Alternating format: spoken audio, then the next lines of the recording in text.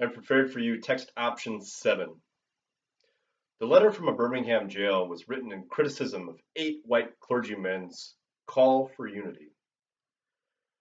To set the scene and how Dr. Martin Luther came to receive a call for unity, uh, he took part in the Birmingham campaign, which began on April 3rd of 1963 and consisted of nonviolent protests through sit-ins and marches. And on April 10th, Circuit Judge W.A. Jenkins issued a blanket injunction against parading, demonstrating, boycotting, trespassing, and picketing. On April 12th, Martin Luther King Jr. was made an example of through a particularly violent arrest in front of thousands of his peers. While suffering particularly harsh conditions in jail, an ally smuggled in a copy of A Call for Unity, which I must remind you was written by 8 clergymen from Alabama. And today, 55 years later, that's to the date, I will now read to you the excerpt from Dr. Martin Luther King Jr.'s letter. Though I was initially disappointed at being categorized as an extremist, I continued to think about the matter. I gradually gained a measure of satisfaction from the label. Was not Jesus an extremist for love?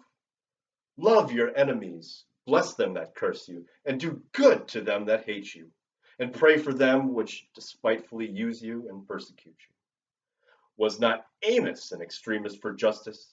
Let justice roll down like waters and righteousness like an ever-flowing stream. Was not Paul an extremist for the Christian gospel?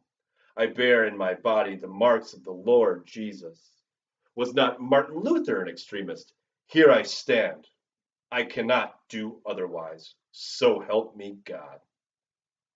And John Bunyan, I will stay in jail to the end of my days before I make a butchery of my conscience. And Abraham Lincoln, this nation cannot survive half slave and half free. And Thomas Jefferson, we hold these truths to be self-evident, that all men are created equal.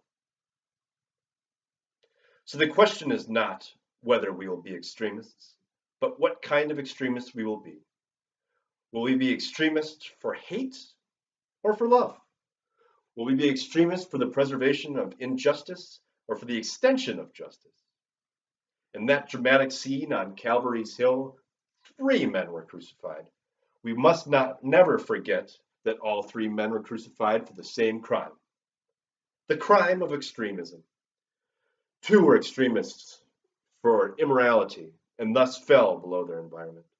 The other, Jesus Christ, was an extremist for love, truth, and goodness, and thereby rose above his environment. Perhaps the South, the nation, and the world are in dire need of creative extremists. Thank you.